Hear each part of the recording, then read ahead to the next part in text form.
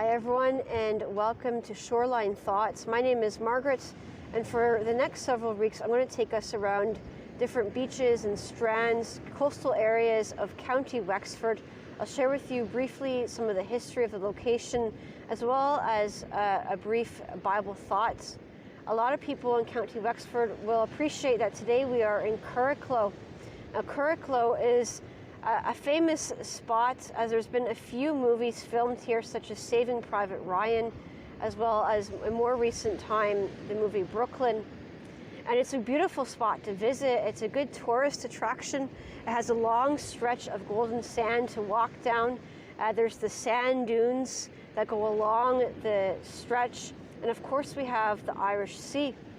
Now, unfortunately today is a bit wet and windy, but on a nice sunny day, this is a beautiful location to come and to unwind. And of course, people like to come here to just take time away from their busy lives and maybe from their concerns and anxieties, and to just relax and enjoy themselves. And of course, who doesn't want to visit a place where movies have been filmed? But I'm reminded that for the Christian, as nice as a place as this is, we have something far greater to look forward to. A lot of Christians will recognize Hebrews chapter 11 as a passage that lists the heroes of faith. It's a passage that describes people who have lived by faith.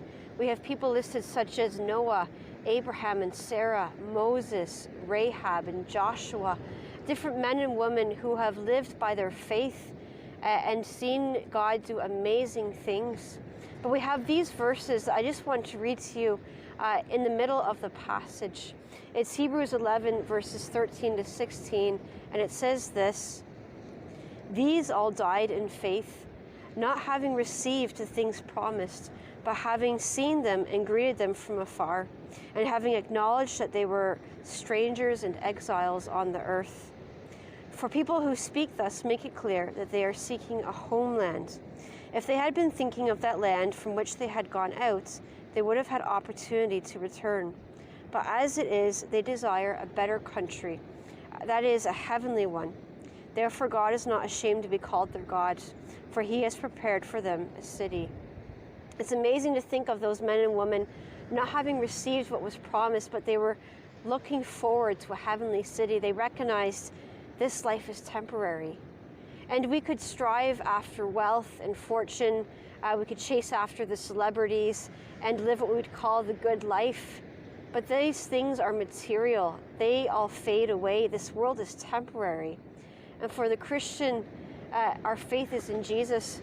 So we know that we are saved by grace through faith. So we have a heavenly home to look towards. The struggles and the trials that we go through today, they are not for forever. We have a far greater eternity. And in Revelation, that eternity is described as one with no more sorrow or pain or tears or death. It's where God's throne is, and we will see Jesus face to face.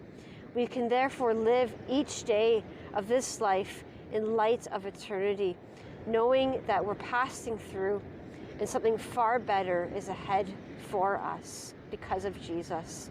And so may we live in light of that eternity, and may we be encouraged knowing that something far greater is ahead of us. But how should we live today? Living a life by faith and not by sight. Thank you very much for watching. I hope you enjoyed this video, and I'll see you next week. Take care.